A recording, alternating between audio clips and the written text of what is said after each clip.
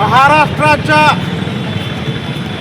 उपमुख्यमंत्री व आमच्या राष्ट्रवादी काँग्रेस पक्षाच्या राष्ट्रीय अध्यक्षा आदरणीय सुनेत्राताई पवार यांच्याबद्दल प्रदेश काँग्रेस कार्यालयाने जे आक्षेपार्ह विधान केलेलं आहे आणि त्याची पाठराखण प्रदेश काँग्रेसच्या पदाधिकाऱ्यांनी केलेली आहे, त्याचा आम्ही जाहीर निषेध करतो. खरं तर महाराष्ट्राच्या महिला उपमुख्यमंत्री म्हणून आदरणीय सुनेत्राताईंनी कारभार हाती घेतला त्यावेळी दुर्दैवानं दादांचं आकस्मिक निधन झालेलं. दादांच्या अकाली जाण्यानं जो दुःखाचा डोंगर होता तो बाजूला ठेवून ताईंनी पूर्ण महाराष्ट्राची जबाबदारी, महाराष्ट्राचं नेतृत्व स्वीकारलं.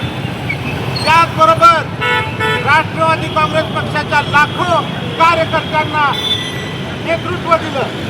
प्रदेश राष्ट्रवादी काँग्रेसच्या अध्यक्ष झाल्या आणि आम्हा कार्यकर्त्यांना पोरके होऊ दिले नाही.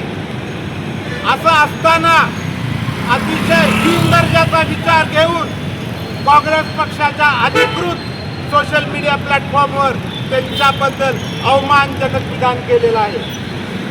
त्या विधानाचा जाहीर हा निषेध असलाच पाहिजे.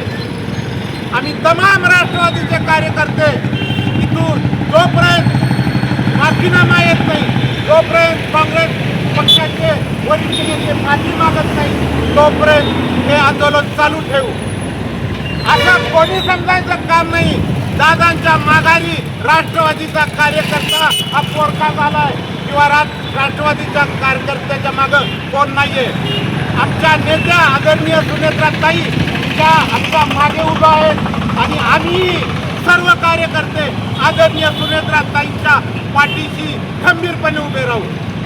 आमच्या नेतृत्वाला कुठल्याही प्रकारचं, कुठल्याही पद्धतीचं बोट लावलेलं आम्हाला खपणार नाही. खरं तर आपल्या स्वतंत्र कार्यशैलीतून सुनेत्राताईंनी गेली 6 महिने या महाराष्ट्राला नेतृत्व दिलेलं आहे, संपूर्ण पक्षाला नेतृत्व दिलेलं आहे. त्यांनी आपली स्वतंत्र कार्यशैली ठसवायचं काम या 6 महिन्यात केलेलं आहे. असं असताना त्यांचं खच्चीकरण होईल, महिलेचा अपमान होईल म्हणून हेतू पुरस्कर हे विधान काँग्रेसने केलेलं आहे आणि त्याची अजूनही ते माफी मागायला तयार नाही. हे कुठंतरी महिला पुढे जाते. त्या पुढेगामी महाराष्ट्रात महिलेला साथ द्यायचा हा विचार करून ही पहिली महिला उपमुख्यमंत्री आहे, पुढे जाते. त्याचा पक्ष बलवान होऊ नये, त्याचा पक्ष पुढे जातोय म्हणून हे हेतू पुरस्कार केलेलं विधान आहे. त्याचा हा जाहीर धिक्कार नेहमी असणार आहे. आमचा हा जाहीर निषेध, हा आवाज पूर्ण तालुक्यात घुमणार आहे, हा पूर्ण राज्यात पसरणार आहे.